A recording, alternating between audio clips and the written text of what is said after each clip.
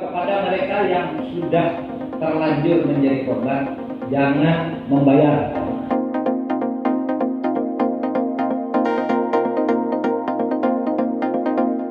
Sahabat Kompas.com, maraknya kasus pinjaman online ilegal kini tengah meresahkan masyarakat. Terkait hal tersebut, pemerintah menetapkan pengenaan pasal berlapis, baik secara perdata maupun pidana, bagi para pelaku pinjaman online ilegal. Pernyataan ini disampaikan oleh Menteri Koordinator Bidang Politik, Hukum, dan Keamanan Muhammad Mahfud MD melalui konferensi pers secara virtual pada Selasa 19 Oktober 2021. Ia menyebut dari sudut hukum perdata, pinjol ilegal dinilai tidak sah lantaran tak memenuhi syarat objektif maupun syarat subjektif seperti yang diatur dalam hukum perdata. Sementara dari sudut hukum pidana, pelaku pinjol dapat dikenakan ancaman hukuman atas tindakan pemerasan, perbuatan tidak menyenangkan, UU ITE, dan perlindungan konsumen. Dari sudut hukum perdata, pinjol ilegal itu adalah tidak sah karena tidak memenuhi syarat objektif maupun syarat subjektif seperti diatur di dalam hukum perdata. Jadi dua syarat objektif tidak terpenuhi, dua syarat subjektifnya tidak terpenuhi. Nah, kemudian dari sudut hukum pidana ini banyak.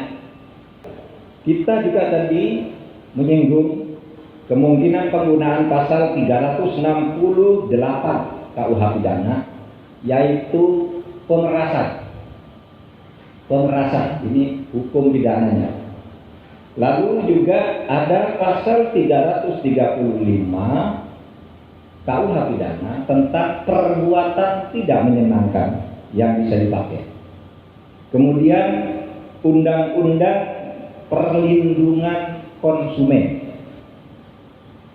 Kemudian Undang-Undang ITE pasal 29 dan pasal 32 ayat 2 dan ayat 3.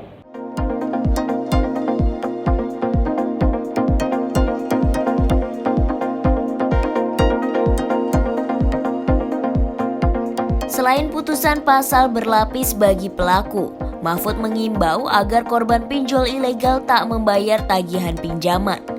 Pasalnya pinjol ilegal tak memiliki izin operasional dari OJK yang mengharuskan para korban untuk membayar tagihan.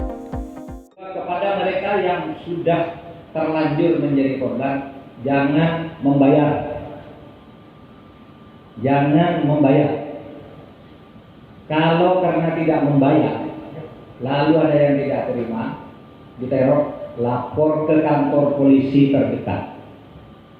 Polisi akan memberikan perlindungan. Mahfud pun memastikan pihak kepolisian akan lebih sigap menangani kasus-kasus pinjol ilegal.